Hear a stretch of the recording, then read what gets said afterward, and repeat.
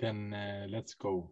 Good morning, good afternoon, good evening, dear friends, everyone, partners across the world. Welcome at this webinar on countering shrinking space, which opens a global social media action on the topic ahead of Social Justice Day. The action will go on until February 21st, so please join it and make your voice heard using hashtag Social Justice Day. Tag SOLIDAR as well, please. I am Mikael Lei, I'm the Secretary General of SOLIDAR, and I will share this webinar today. Before we start, let me provide you with some technical and housekeeping information. The webinar has interpretation in English, Spanish, and Italian, I think, and it will be live streamed and recorded. For any issue, feel free to drop your question or input using the chat. The SOLIDAR team will do their best to reply and help you. You find the interpretation in this globe in the bottom of your screen if you are amongst the participants in this Zoom webinar. Today's topic is more appropriate today, unfortunately, than in many years, with the pandemic being used as a pretext for clamping down on human and civil rights. The downward trend is visible throughout the world, and civic space is shrinking everywhere through a variety of legal and extra-legal restrictions, violations that hinder access to this fundamental right. Yet all around the world, trade unions and civil society organizations are fighting back. I'm happy to welcome you here today, everyone who's listening, and a special warm welcome to everyone who has accepted to join us and share their experience representing civil society organizations and trade unions that every day works and fight to counter the shrinking civic space. From Asia to Central America to Europe, from Europe to Myanmar. We will hear from them about the main challenges they witness, but also about the strategies employed to counter these worrying trends. I was also told there's no Italian translation, so English and Spanish is available at the bottom of your screen using the globe. Let me then introduce our speakers in this hour we have. Mariana Belalba Barreto, who leads the civic space research at our colleagues at CIVICUS, or with our colleagues at CIVICUS. Giada Negri, who is researcher and advocacy officer at the European Civic Forum. Kaing Saraung, president of the Industrial Workers Federation of Myanmar. Mikael Hauer, head of Asia and Latin America at the Olof Palme International Center. And Claudia Guillen, program manager at the Movimiento por la Paz in Guatemala. A very warm welcome to you all. To kick off this panel, I would like to ask you to give a short overview from your respective horizons. What are the main trends and the main challenges you have witnessed in your organizations, in the countries and regions where you work? You all will have 45 minutes for this first round, and then I give you back the floor to hear your views on how we can counter these tendencies and trends towards shrinking space. And without further ado, let's get this webinar properly going. Mariana, would you like to start? You have 4 minutes. Yes, thank you so much for the invitation. I will speak more of a global level. I will be presenting the global overviews and touch base a little bit, because I have only 4 minutes, on what has been kind of the top civic space violation that we have documented over the past year. All of the information that I'm going to be presenting today comes from the CIVICUS Monitor. Some of you are actually our partners. It is a tool that tracks civic space in 197 countries and territories, basically with information that we collect through our research partners.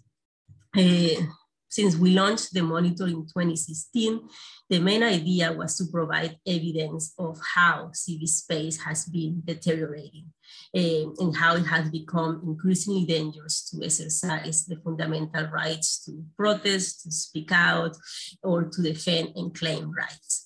Now, today, when we launched our latest report in December, we have statistics that the majority of people, over 89% of the world population, live in countries where there are serious restrictions to civil space. And I know some of you might not be familiar with the rating system that the monitor have.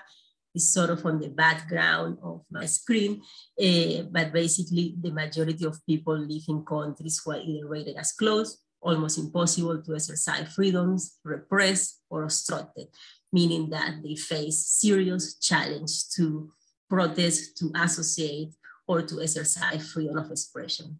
This is an increase of over 6% since 2019 when we still start collecting this data.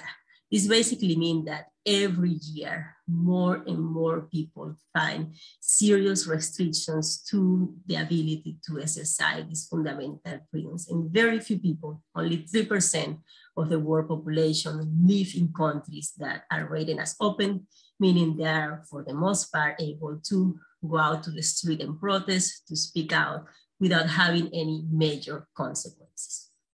But how this actually manifests in practice? With the monitor, we're also able to kind of document what are the main restrictions or the main tactics that governments are using to restrict civil space. And this is data over 2021. We have found that the main tactic that has been used by government last year was the arbitrary detention of either protesters, human rights defenders, or journalists. Obviously, in the context of a pandemic, this is a serious tactic.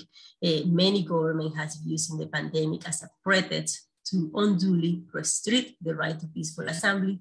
At the same time, also highlights the hypocrisy of some governments where they are basically taking people who are out of the street and confine them on often overcrowded prisons, with obviously a higher risk of contracting COVID-19. This tactic is widespread across the world, but it's mainly used in Europe and Central Asia. We also have seen the detention of human rights defenders, and I know our colleague from Myanmar will explain a little bit more, but it was a massive tactic used last year after the coup. We have seen it in Nicaragua, Afghanistan, and any other countries. When journalists trying to document protests, they're also being detained, but also when they're trying to disseminate information, for example, on very sensitive issues in Greece. For example, they just detained journalists because of publishing a story about the mishandling of the government, migrants, and refugee crisis.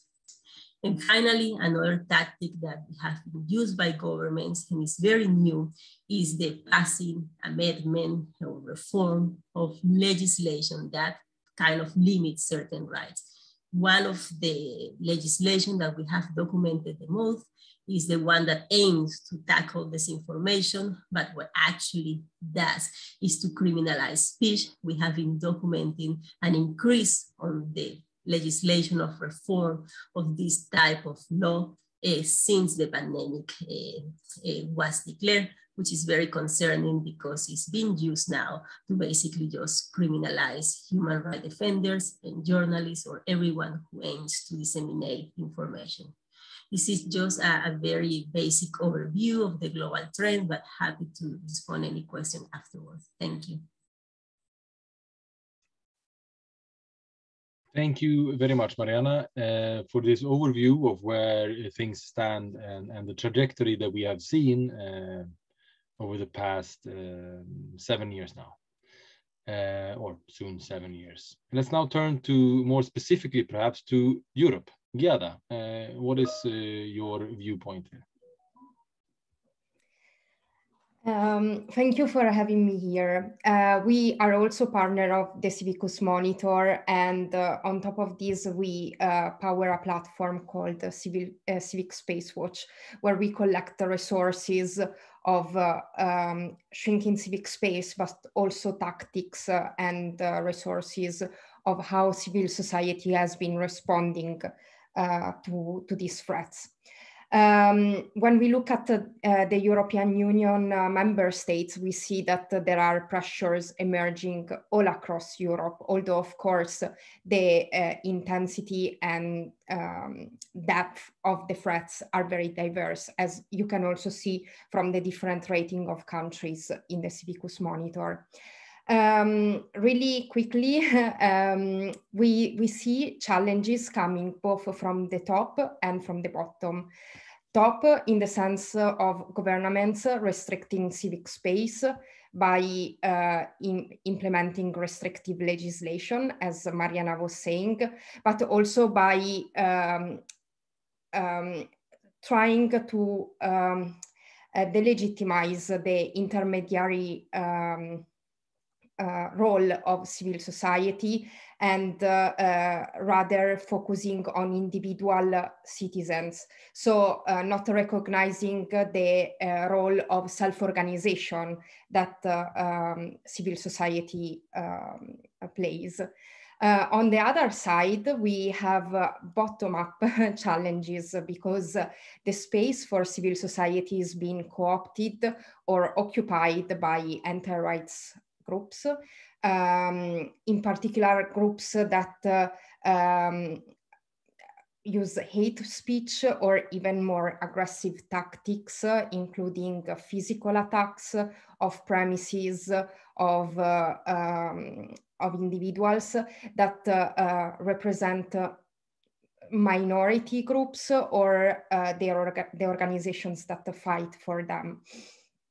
But we also see challenges coming from other non-state actors like corporations and lobbyists that sometimes occupy our spaces, sometimes even co-opt our tools, our democratic tools or narratives. So when we look especially at the challenges, we see increasingly complex bureaucratic and legal environment that drains basically civil society resources to focus on their mission, just to report sometimes to multiple registers or reporting mechanisms that don't really improve transparency, but really just make the work of civil society more complex. At the same time, weak civil dialogue infrastructures, or when they are in place, a lack of implementation of these dialogue mechanisms, insufficient availability of funding for the civic sector, especially when we talk about engaging on so-called political topics. And when I speak about political topics, there are, these very much vary across countries, from sexual and reproductive rights to environment to social rights. As well as growing obstacles to assess them. For example, in some countries, there has been a politicization of the bodies that disperse these countries, like in Poland or Hungary. And finally, I would say the prosecution of human rights defenders and criminalization of human rights actions. We see it especially for human rights defenders working with migrants' rights or that are migrants themselves. They are much more vulnerable to this, but also environmental activists working with minorities and also when they come from a minority background. Thank you. Thank you, Giada. And we can only assert what you just said in terms of how the political spectrum have tilted towards more restrictive environment for society in general all across Europe. And talking of shrinking space, and this February recurs the sad anniversary of the coup in Myanmar. And Kaingsar, we're very happy to have you with us today. You're now in Germany. What's the situation in Myanmar for civil society organizations and trade unions, and what can we do to support you? Would you give us an overview here? I know you will need to leave in 10 minutes, so you will get a little bit more time this first round of conversations and questions. So please, Kaingsar, the floor is yours.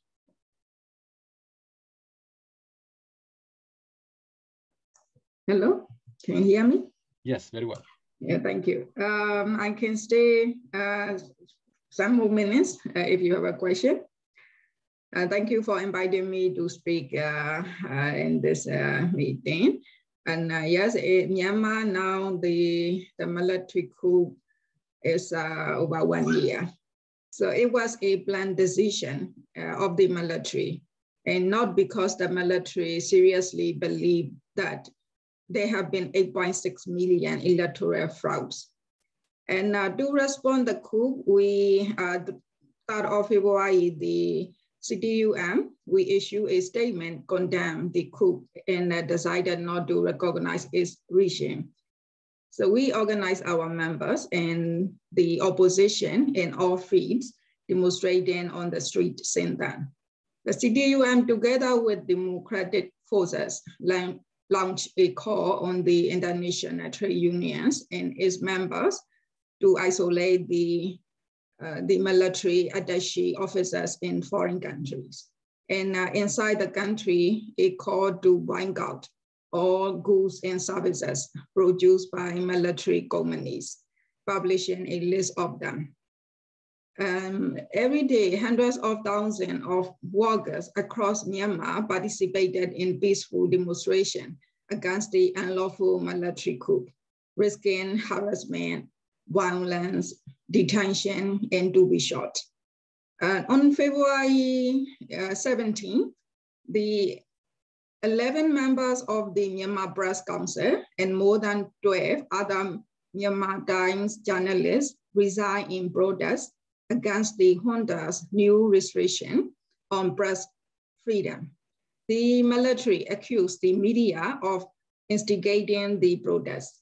The new directives require not to use the words regime or junta when referring to the state administrative council. The military regime charged the CDUM and the trade union leaders under the Penal Code 505 that doesn't foresee bail but jail for a minimum of 2 years. 17 labor rights organizations were declared illegal organizations.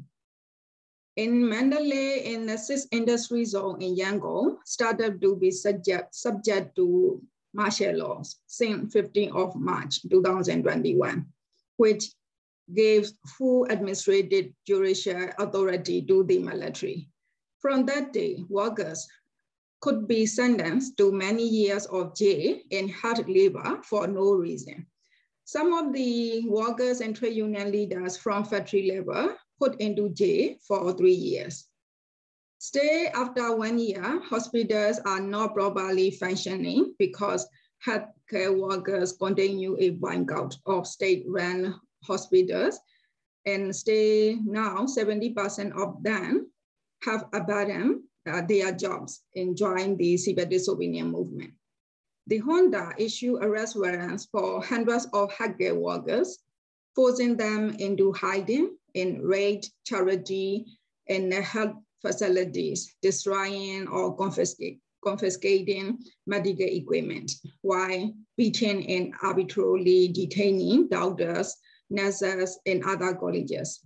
Since the coup stage, 130,000 teachers and 11,000 university professors have been suspended from their jobs, while 250,000 workers of the government and food waste sector lost their jobs due to participating CTM in consequence of the military coup. Many government employees were forced to move from their accommodations due to the participating in CTM movement. The military continued to carry out workplaces in door-to-door, such as in hostels and workers' homes. Company managers still today provide telephone numbers, addresses, and a photo of union leaders to both military and police. Factory announced a pre-employment warning that workers would be fired if they join union or participate in union or labor support activities. Many workers need to work excessive work hours and during Sunday or unofficial holidays without receiving overtime pay, as foreseen in the labor laws, nor they are provided with any pay leave.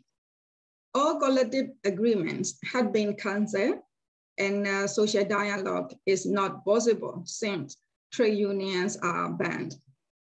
Workers become daily laborers, and hundreds of thousands of workers are losing jobs under the name of factory temporary closure without getting salary or compensation. Those workers are not included in the unemployment list. Despite COVID-19 third wave, many factories have no protective measures, and workers have to do their job without PPE or mask or safety equipment. In many Chinese companies working for international brands, workers are not recognized as permanent workers after 3 probation months. Most factories requested the presence of the military or police to threaten workers when workers wanted to speak up due to their rights are violated. The reality is that most Myanmar employers are using the dictatorship to cut all the labor rights foreseen by the law and the international human and labor standards. No means can prevent the military from targeting, arresting, torturing, or killing trade unionists or workers cooperating with trade unions in reporting about violation of worker rights. Myanmar already lost 1.6 million employment during 1 year of the coup. According to UNDP, an estimate 25 million people, almost half the population, were living in poverty by the end of 2021. And 40.4 million people are now in need of humanitarian assistance. It is clear that after 1 year of deep violation of fundamental worker rights, brands and foreign companies are not in the position to respect the UN guiding principles on business and human rights and the OECD guidelines on multinationals. They cannot grant the due diligence due to the lack of one of the fundamental conditions, which is freedom of association and collective bargaining. For this reason, in the impossibility to grant the respect of fundamental worker rights, the IWFM, my organization, together with a coalition of 200 organizations led by Myanmar Labour Alliance, including workers, farmers, students, teachers, medical professionals, lawyers, LGBT, youth, and women organizations, requested to the international institutions, called on brands to withdraw from Myanmar, and to the EU to suspend the EBA facilitation, to avoid that the military can profit from the export to the EU. Despite a similar call by the European Parliament resolution of the 7th of October 2021, the EU is still strongly opposed with the EBA suspension, arguing it would affect workers and not the military. It should be to be reminded that the GSP is part of the EU's trade policy toolbox with development objectives, which has been in place since 1971. Under the GSP regulation, EBA preferences provide lead development countries with duty-free, quota-free access to the EU market for all the products except arms and ammunition. Such preferences are conditional upon the beneficiary country, respecting the principle of 50 co-United Nations and the International Labour Organization Conventions on human rights and labor rights. The Article 90 of the GSP regulation spells out that the preferential tariffs may be withdrawn temporarily in respect of all or of certain products originating in a beneficial country. So conclusion, in January 2022, a coalition of 200 organizations requested to the international institutions and governments to adopt comprehensive economic sanction. That requested comprehensive economic sanction calls for the stopping of international financial services, international bank transfers and bank credits, stopping the insurance and insurance services in Myanmar. Thank you. Thank you very much, Kaingsar, for giving this overview of where the situation in Myanmar stands a year after the coup, and also giving testimony to many of the tactics mentioned by Mariana and Giada just previously, in its most harsh form, one might add. Before you leave, well, let me thank you once more for joining and us today and giving this testimony, and wishing you, of course, all the best of luck in your struggles. SOLIDAR is here right next to you and stands by you together with the European and International Trade Union movement. So looking forward to continue our shared struggle in this regard. Thank you very much for coming today, Kaingsar, and joining us. Thank you. So sorry I could not stay do the end of the call. No worries at all. We're very happy that you could join us. Thank you. Bye-bye. Thank you. Mikael Howard, then, would you like now to give us, to zoom out perhaps? I know you also have a strong engagement in Myanmar, but zooming out and looking at Asia as a region more broadly, what can you say about the current state of affairs in terms of shrinking civic space? Thank you, Mikael, and thank you, Kaingsar, for giving witness, like you say, to some terrible trends we're seeing in Myanmar. And actually, even though these trends are not as extreme in other countries, we can see that that this is occurring in many places. Actually, if we look at the map that Mariana was having as a background, if you would zoom in on South Asia and Southeast Asia, the area or the part of the region where SOLIDAR members are active, you would actually see that there's only one civil society which is classified as open, and that is Taiwan. All the other countries are restricted or repressed or in other ways. So that's just giving you a quick overview of the region. We are seeing increasing threats to civil and liberal rights, like the rise of, so the threats are the rise of populism, the rebirth of dictatorship, and the erosion of judicial independence. And these negative tendencies are not only limited to authoritarian states, but also to democratic countries.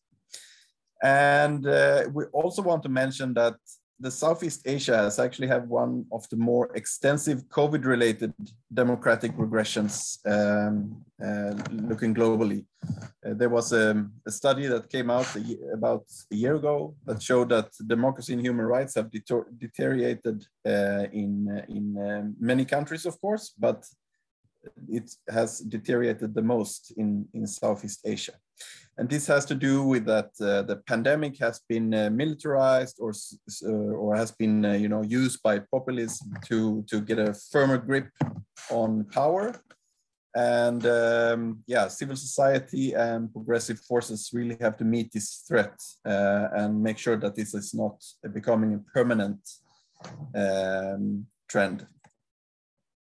Yeah, like I think we have heard from previous speakers, some of the forms of civil space violations that we see, or civic space violations that we see in Asia is, of course, restrictive laws being legislated by parliament.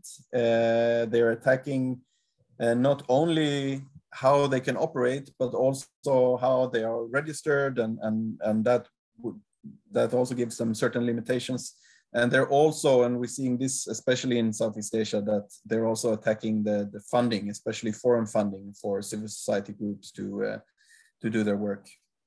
We're also observing censorship of journalists or critics of different kinds, harassments of activists, very common. And we also see direct interventions like detention of protesters, or that the government is also stepping in and disrupting protests. And of course, this shrinking space is severely impacting those to do their role, holding a government to account or advocating for democratic reforms, even fighting corruption or just speaking up for human rights. And yeah, we also decided we want to mention also the systematic violations of labor rights in the region. We have seen this in an accelerated pace. The last Global Rights Index from ITUC also pointed out that Asia is actually the second worst region in the world. I think only Latin America is worse. And yeah, this is a very severe trend. We also, as SOLIDAR members, we also did studies in 5 different countries. We were looking at economic and social rights in China, Thailand, Myanmar, Pakistan, and the Philippines. And this actually also confirms or adds to the trends that we're seeing, that civic space is actually eroding in these countries, and that civil society organizations are really struggling to reclaim the space. And then briefly, I just want to mention something about China. China is, of course, in Asia, and this is a huge country. So we gave them some special attention. Actually, when we look at civic space and looking at the 3 core rights within that concept, we see that actually freedom of expression, freedom to assembly, and freedom of association is actually guaranteed in the constitutions, but in practice, it's not being delivered. Since 2015, we also see a trend that there is crackdowns on civil society organizations and human rights activists, and it's becoming evidently difficult to actually carry out any type of right-based work in the country. Especially those relating or especially restricting for those who would accept foreign funding. We also see, I mean, there is comprehensive labor laws in China, but the violations are systematic and widely spread. It's covering everything from wage arrays to long hours and the lack of social security. We see the use of forced labors in provinces like Xinjiang, which has been reported in media recently. And of course, we cannot have a section on China without mentioning Hong Kong and the consequences of the national security law from 2020, and how fast we have seen that the civic space in Hong Kong has not only shrinked, but more or less imploded, right? It's basically non-existing, and this has led to disbandment of trade unions and other civil society organizations, and those international organizations who is in place, they're now looking for alternative places to have their regional offices, for example, because they cannot stay. I'll stop there. Thank you, Mikael. Thank you, Michael, for this account of the region, turning now to then the worst region in the world for labor rights. Claudia, would you tell us a bit of what your perspective is from Central America? Claudia, muy bienvenida, pues te doy la palabra entonces. Muchas gracias. Bueno, quisiera iniciar con una pequeña reflexión. A nivel regional hemos podido observar desde ya hace algunos años el retroceso y el deterioro que los estados han realizado por no garantizar los derechos de las poblaciones. Y este retroceso se ha visto mayor reflejado durante la pandemia, en la cual, aunque no se tengan estrategias conjuntas como países, sí se ha podido ver el autoritarismo y la criminalización a las acciones que se realizan en la región, ¿verdad? Por ejemplo, el caso en El Salvador, donde desde ya hace algunos años se ha venido dando persecución a organizaciones de sociedad civil, específicamente a defensoras y defensores de derechos humanos, y aprovechando los espacios para, ante cualquier situación, generar expulsión y, en el caso de algunos medios de comunicación independientes, el cierre de estos espacios. Nicaragua, como sabrán, pues también desde ya hace mucho tiempo ha implementado medidas de restricción a las organizaciones de sociedad civil, y de alguna manera esas mismas acciones se han estandarizado en los países de Guatemala, Honduras y El Salvador. Y en el caso específico de Guatemala, cabe mencionar que desde la expulsión de la Comisión Internacional contra la Impunidad en el 2019, el Estado se ha ido conformando acciones que buscan mantener el control absoluto de la cooptación, por ejemplo, del Congreso de la República, la Corte Suprema y el Ministerio Público. Estas acciones han permitido y garantizado la impunidad en aquellos casos que se presentan en favor de los defensores y defensoras de derechos humanos, porque son criminalizados y perseguidos. Y sobre todo, actualmente en el 2021 finales se dio paso a la ley de ONGs, que aquí ha estado muy restrictiva y ha sido un instrumento que ha abierto la puerta para la censura e incluso la cancelación de algunas organizaciones que a ojos del Estado alteren el orden público. Y esta alteración de orden público implica todas aquellas manifestaciones de rechazo a acciones que vengan del gobierno, utilizando la mayor fuerza a estos espacios, teniendo una manera de criminalizar y perseguir especialmente a las comunicadoras comunitarias y a los defensores y defensoras de tierra y territorio, sobre todo, buscar cualquier acción para poderles iniciar procesos que ya están viciados, sobre todo porque tienen cooptado absolutamente todo el sistema de justicia. Ante esta situación se da también en el 2020 el cierre de organizaciones que fueron creadas posteriormente a la firma de los acuerdos de paz, como es la Comisión Presidencial por la Paz y los Derechos Humanos, la Secretaría para la Paz y la Secretaría de Asuntos Agrarios, en los cuales habían casos iniciados para garantizar el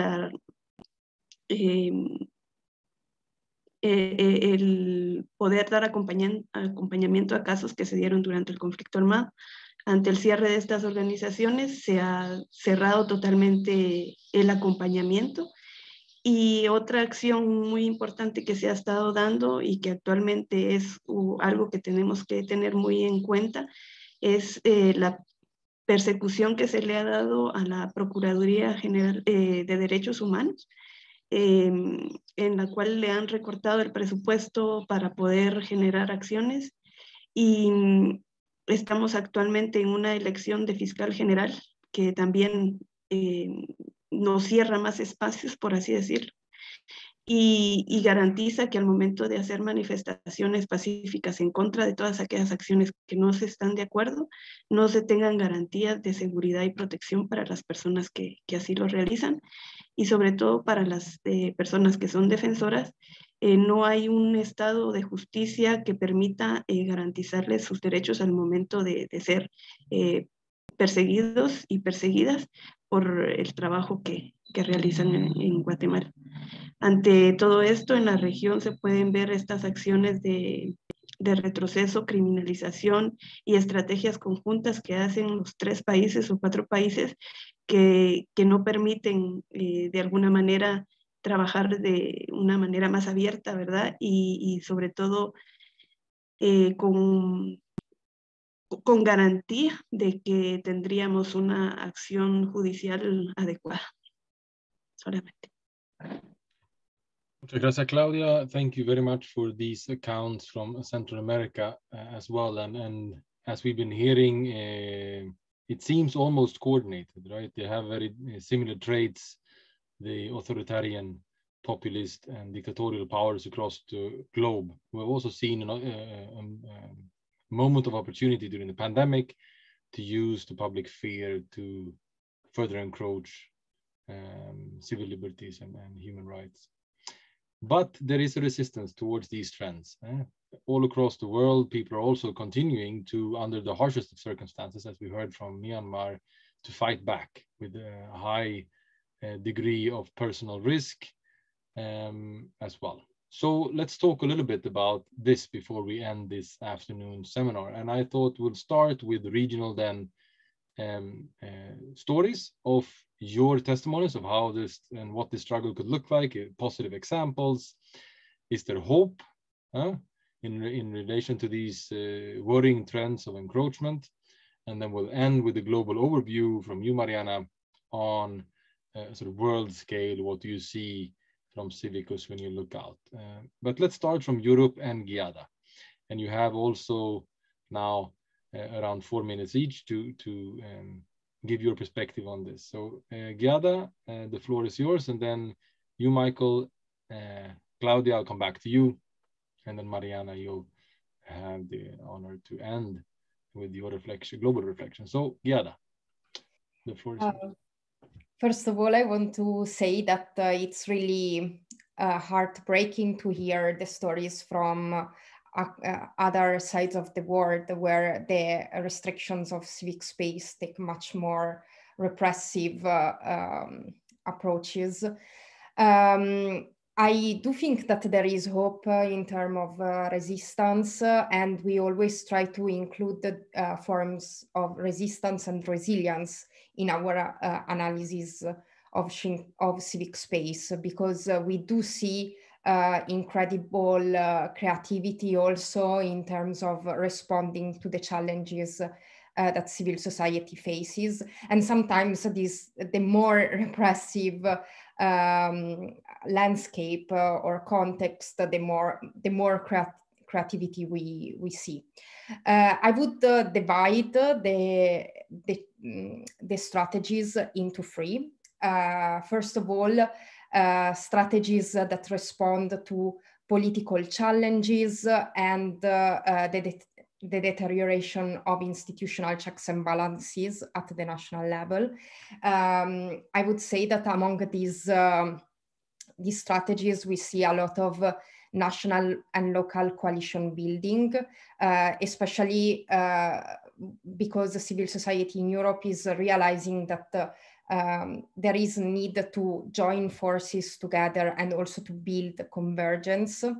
Another interesting strategy that we see is self-organizing of democratic processes to ensure that that these take place next to maybe those institutional ones that are not anymore democratic in nature.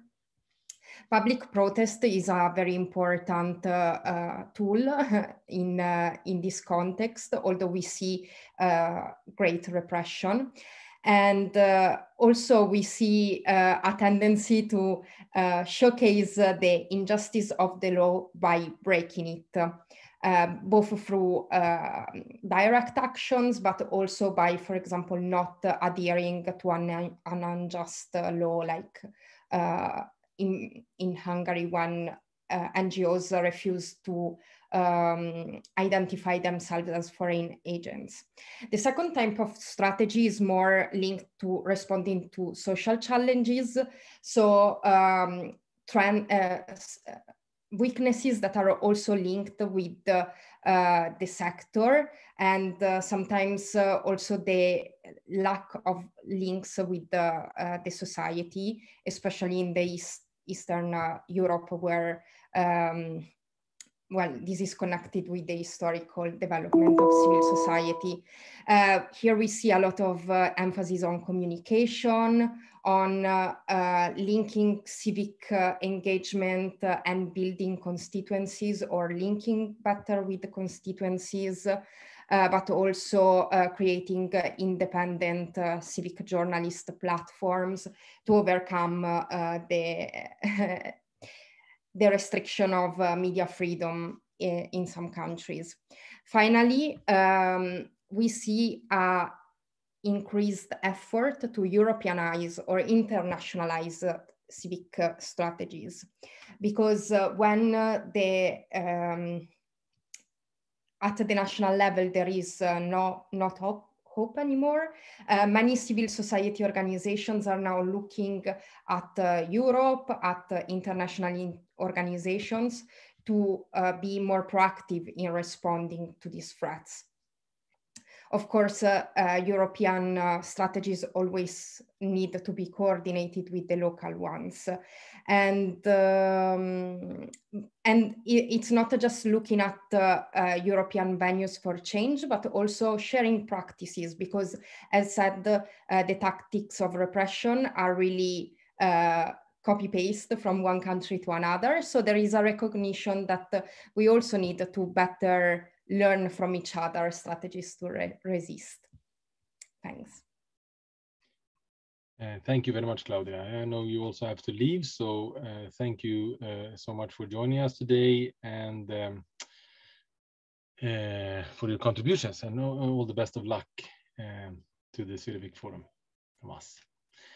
Mikael, then what are the strategies employed? We heard some from our colleague Kaing Sa just now in terms of, well, that resonated a little bit with what Giada said just now in terms of coalition building, looking beyond the national context. That resonated very well. Well, protest, you could add things to the list. What have you seen from your perspective looking at the region?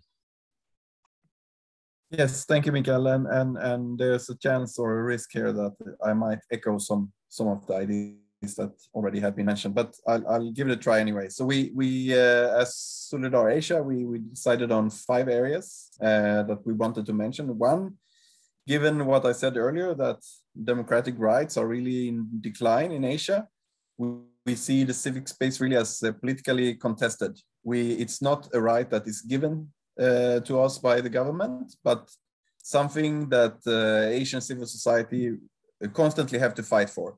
And there will always be this structure and restructuring from the government or business side and the civil society responses. Also, we want to mention the alliance building or having an international approach to countering shrinking space. In some examples, for example, or in some examples might be that the environment or the conditions in the country might not be conducive enough that they can actually protest by themselves, but they are able to maybe produce a report or to ask for solidarity support from other countries. We could also protest here and in Europe or in other Asian countries and support them and maybe, yeah. So we see that this whole international approach is really important. Also, condemnation, of course, when things are happening, if activists are detained or so on. Also very important to, even if it might not have so much of a practical difference, it still gives fuel to the resistance for those fighting. We also want to mention the role of women and youth in some of the democratic movements, not to say the least in Myanmar and in Thailand and Hong Kong maybe. We see that women and youth are taking on or maybe challenging some of the social structures that are more traditional in Southeast Asia. But we're seeing that they are now stepping forward and taking leadership and maybe breaking free from those some of those hindrances that have been there before.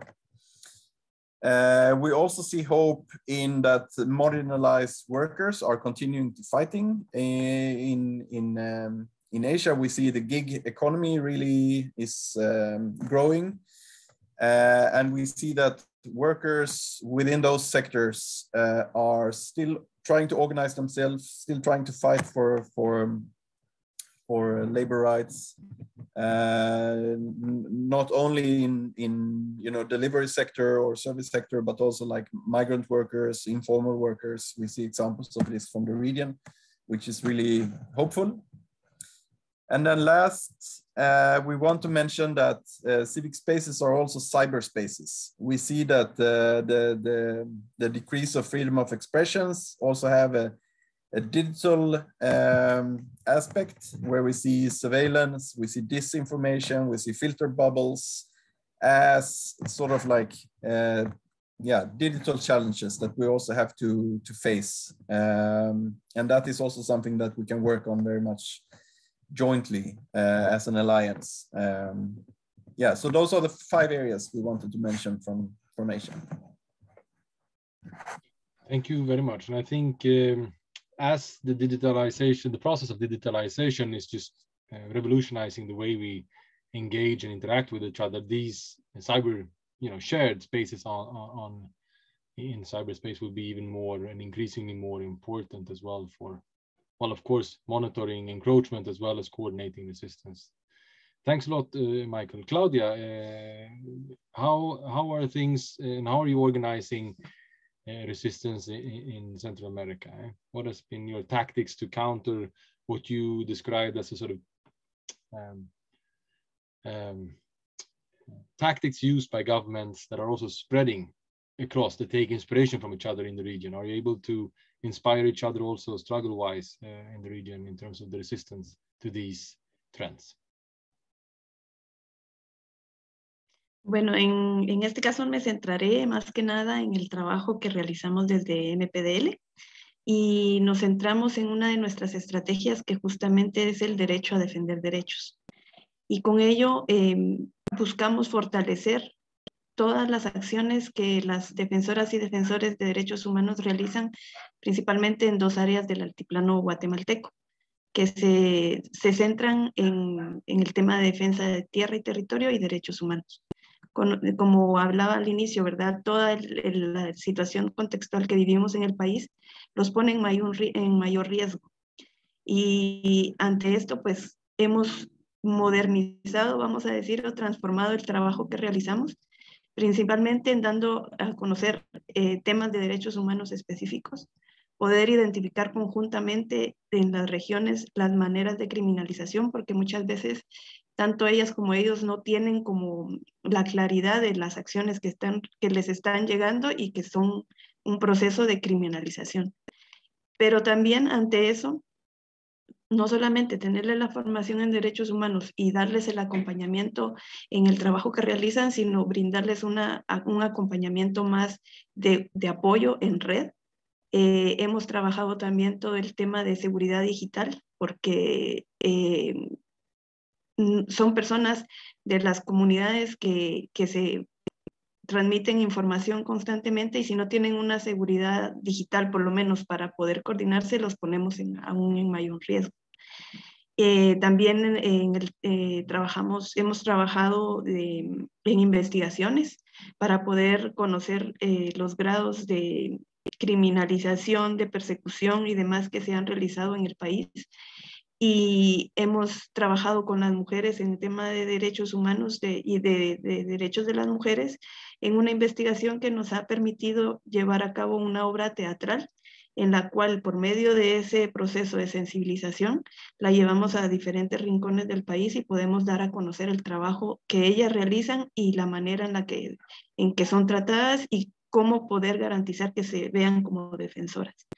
Y consideramos que algo positivo a todo el contexto que vivimos, que no es fácil levantarte todos los días con diferentes noticias desalentadoras, pero consideramos que el resultado de nuestro trabajo es el tener la dicha de trabajar con estas poblaciones, de poder estar de la mano con ellos y con ellas conociendo sus realidades y brindarles acompañamiento integral en todos los procesos que se llevan, garantizando también el apoyo psicoemocional, tanto para las defensoras que están en primera línea como para sus familias, y apoyo legal para todos los procesos que les son llevados.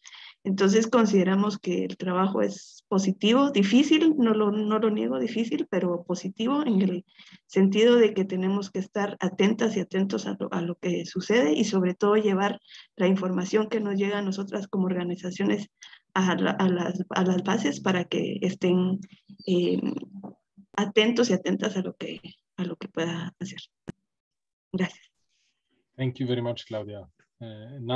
So, I mean, I would also say we see common trends here in terms of how we can support and how resistance is organized globally through self-organizing, be it locally, through democratic processes, organizing within the workspace of the gig economy, facilitating the spread of information, supporting alliance building and cooperation within the country, amongst countries, and globally, making use of the digital era and cyberspace for increased resistance. All of these connect the struggles that you are all supporting. Mariana, what do you see from the Civicus perspective then on this global scale? Would you agree that there are these common trends also in this regard?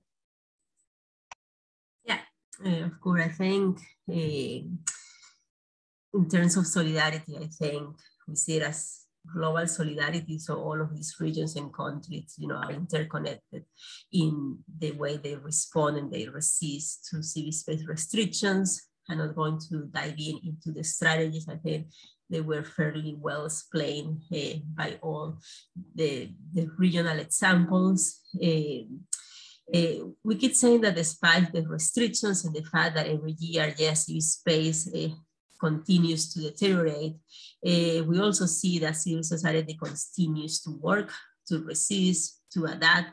We have yet to see a case, you know, where civil society has been completely closed, even in closed scenarios, in very restricted contexts, even where they're in exile or even working from the inside, as Michael mentioned, even, you know, Europeans can protest something in Hong Kong, civil society is still there to resist. And maybe doesn't make the headlines that, you know, all of these restrictions do, but I see it on a daily basis how, you know, civil society continues to operate. And I want to focus probably on protests. For us, this is something that is a very powerful mechanism. The fact that the detention of protesters is the #1 tactic that we have documented on the Civicus monitor, it is also a testament that mass sustained mobilization work. That's why governments continues to target protests. They want to restrict by legislation or by using excessive force. Social movement work, as Michael actually mentioned, women and youth leading the social movement. It was youth who put the climate justice campaign at the center, at the headlines, and make politicians to a certain extent, you know, make some commitment. So that's where we have many examples of government actually having to take back decision because of mass mobilization. Could happen on a minor scale, like in Colombia, where the government kind of took back the tax reform because of mass mobilization, happened in Lebanon, happened in Malawi, where the government was forced to do elections again. A greater extent in Chile, who not just the government took back the decision, they're actually reforming the constitution. So it takes years, it takes a lot of strategy, but it does happen. There are tangible results that are made of protests. Advocacy work in different contexts. We have seen a few cases where in countries have been opposing restrictive legislation. Recently, Denmark, I think it was called the Security of All Danes legislation. Civil society organizations opposed to legislation. The government took it back. Happened in Bolivia. Also very recently. I don't want to mention this example because it is contested, but to a certain extent in the UK, with the crimes bill, the government was forced, or the parliament, to kind of take down some of the most contested provisions. There's still very dangerous legislation pending, but advocacy did push the needle for the government to kind of sort of take it back. So we have South Korea also to back legislation based on pressure from civil society. We have seen how civil society have advocated for legislation and win. Mongolia just passed a human rights defender legislation, one of the first ones in the region. And that is just a testament of the work of civil society organizations. So yeah, I just wanted to conclude by saying that, yeah, as Claudia, you just mentioned that our daily work is actually bad news, but yeah, we also take inspiration by all of the testament that we hear today, but the fact that civil society is also winning important battles. Thank you. Thank you very much, Mariana. And maybe that's an idea for another map then of Civicus. You have this one, your most famous one in terms of the restrictions for civic space. Another one which then highlights the most active countries in terms and successful civil society campaigns that we could work on together. Thank you all for coming today. Hopefully moving from this very bleak picture of the worrying trends and the sad stories we also hear from our friends and allies across the world in terms of the freedom of liberty to organize, protest, speak out against human rights infringements, but then strong civil society organizations, trade unions, popular protests, human rights defenders as indispensable in the response to try to overcome these challenges and the alliance between them. We SOLIDAR will keep working with Civicus, the European Civic Forum, and its members, our own members, of course, across the world to counter shrinking civic space. Today's webinar opens a week-long global social media action on countering shrinking space that will go on then, as I said, until the 21st of February, showcasing these struggles, working together with you to make sure that we are all aware of all the good things that are also happening to try to face these challenges in many ways together. Please make your voice heard. Use hashtag Social Justice Day, tag SOLIDAR. Stay tuned during this week. It's a global week of action, we call it. We look forward to doing it together with you. Thank you for joining us today as we are now ending this hour-long webinar. Thank you, Michael, Mariana, Claudia, Giada, of course, and Kain Sar, who was with us today, for your contributions. Thank you, the translators, for the work done. Thank you, my good team of SOLIDAR, for facilitating all the organization. Barbara, Georgia, and everyone else. It's always a pleasure. I look forward to seeing you all at another occasion, hopefully very soon. Thank you for joining us today. Take care, stay safe, and have a good afternoon.